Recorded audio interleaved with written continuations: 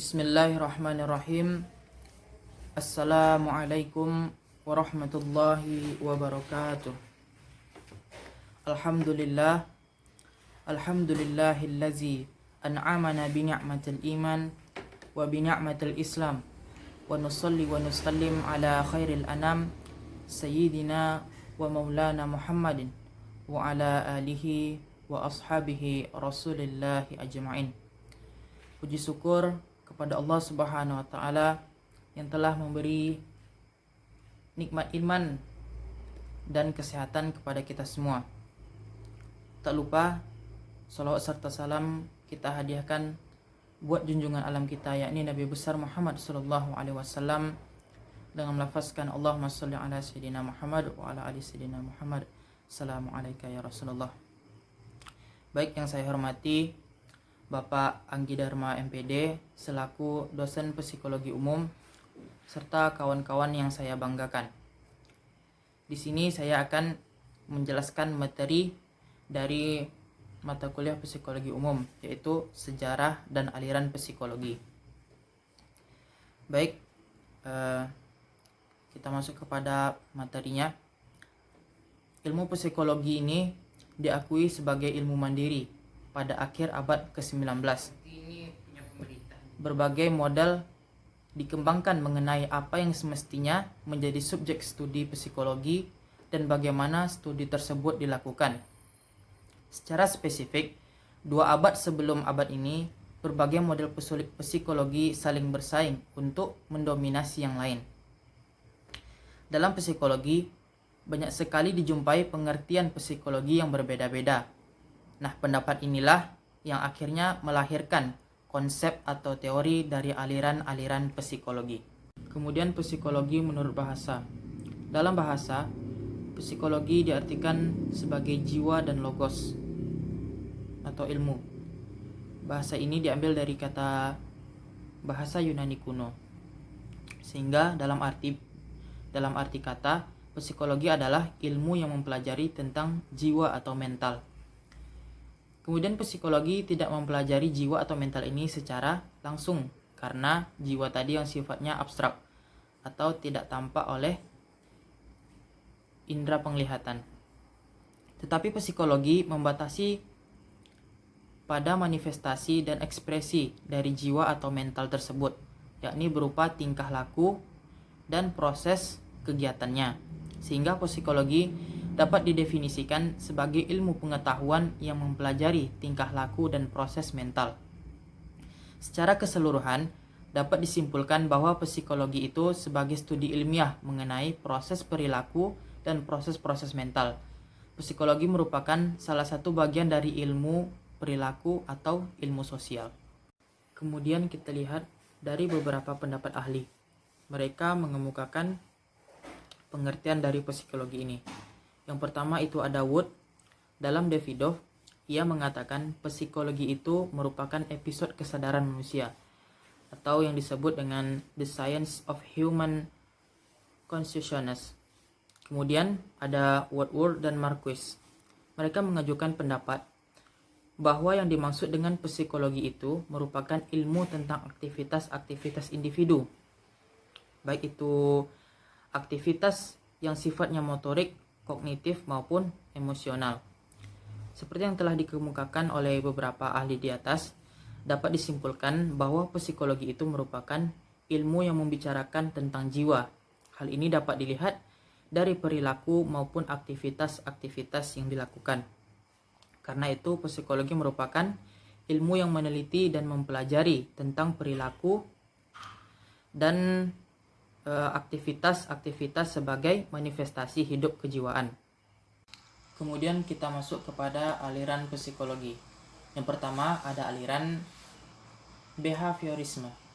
Aliran ini memandang manusia sebagai mesin atau robot yang dapat dikendalikan perilakunya melalui suatu pelaziman.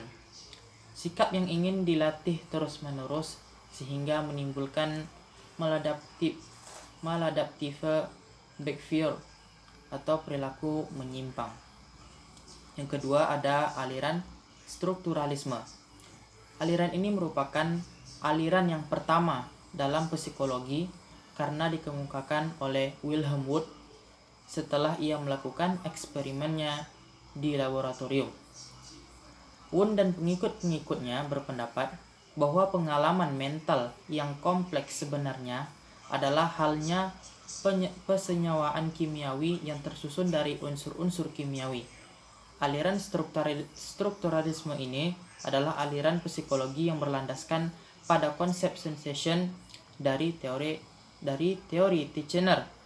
Namun konsep ini membawa pertentangan Titchener dengan Wilhelm Wundt yang mengemukakan konsep apperceptio.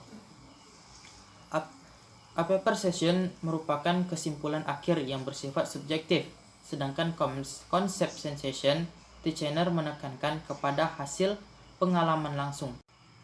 Aliran yang ketiga yaitu aliran fungsionalisme.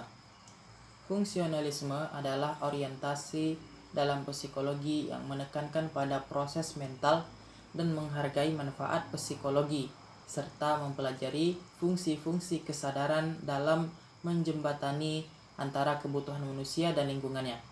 Maksudnya, fungsionalisme ini memandang bahwa masyarakat adalah sebuah sistem dari beberapa bagian yang paling berhubungan satu sama lain dan tidak bisa dipahami secara terpisah. Keempat, ada aliran psikoanalisa. Sigmund Freud berpendapat bahwa perilaku berasal dari proses yang tidak disadari melalui analisis terhadap jiwa, yaitu via psikoanalisa. Freud berusaha menembus kedalaman dari ketidaksadaran, lalu mengenali macam-macam dorongan dan isi-isi lainnya yang ada dalam ketidaksadaran. Alam bawah sadar adalah sumber dari motivasi dan dorongan yang ada dalam diri kita, seperti makanan atau motif-motif yang mendorong seniman atau ilmuwan lainnya. Baik, berikutnya saya akan paparkan perkembangan psikologi dari masa ke masa. Yang pertama itu ada masa Plato. Di sini Plato menyebutkan tentang jiwa itu bersifat imaterial.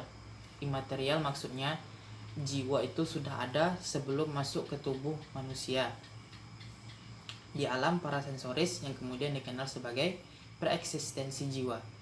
Menurutnya, jiwa menempati dua dunia, yaitu dunia antara sensoris dan dunia idea. Nah, karya yang terkenal dari Plato ini adalah tentang idea. Yang kedua ada masa psikologi Aristoteles. Dalam bukunya yang berjudul De Anima, Aristoteles mengemukakan macam-macam tingkah laku manusia dan adanya perbedaan tingkah laku pada organisme yang berbeda-beda. Contohnya ada tumbuhan. Tumbuhan ini memperlihatkan tingkah laku pada taraf vegetatif. Itu ada bernafas, makan, dan tumbuh. Yang ketiga, itu ada psikologi René Descartes. Menurutnya, manusia terdiri atas dua macam zat yang berbeda secara hakiki, yaitu res cogitans atau zat yang dapat berpikir, yang bebas, tidak terikat pada hukum-hukum alam dan bersifat rohaniah. Kemudian ada res extensa atau zat yang mempunyai luas, yang tidak bebas atau terikat dan dikuasai oleh hukum-hukum alam. Sedangkan psikologi menurut Descartes ialah ilmu pengetahuan mengenai gejala-gejala pemikiran atau gejala-gejala kesadaran manusia. Terlepas dari badannya, ungkapan terkenal dari Descartes yaitu tentang cogito ergo sum, yang berarti aku berpikir, jadi aku ada. Kemudian yang keempat ada psikologi pada masa John Locke. Dalam konsep Locke tentang tabula rasa, dia menyatakan semua pengetahuan, tanggapan, dan perasaan jiwa manusia diperoleh karena pengalaman melalui alat-alat indranya. Sedangkan dalam bukunya, Essay Concerning Human Understanding, Locke mengemukakan bahwa kalau suatu benda dapat dianalisis sampai sekecil-kecilnya, demikian pula pada halnya dengan jiwa manusia. Walaupun sejak dulu telah ada pemikiran tentang ilmu yang mempelajari manusia dalam kurun waktu bersamaan dengan adanya pemikiran tentang ilmu yang mempelajari alam, akan tetapi karena kerumitan dan kedinamisan manusia untuk dipahami.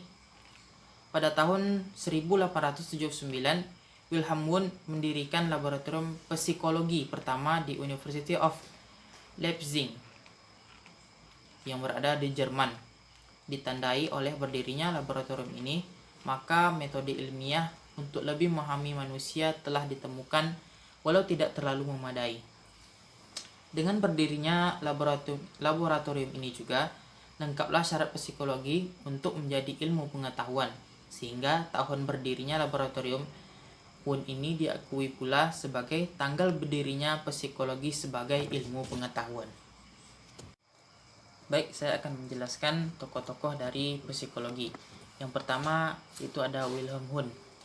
Wilhelm Wundt seringkali dianggap sebagai bapak psikologi modern berkat jasanya yang mendirikan laboratorium psikologi pertama kali di Leipzig. Ia mula-mula dikenal sebagai seorang sosiolog, dokter, filsuf, dan ahli hukum. Yang kedua ada Emil Kraepelin.